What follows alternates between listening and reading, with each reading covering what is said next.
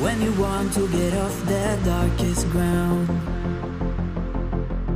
but gravity pulls you straight down. Earth from a bird's eye view.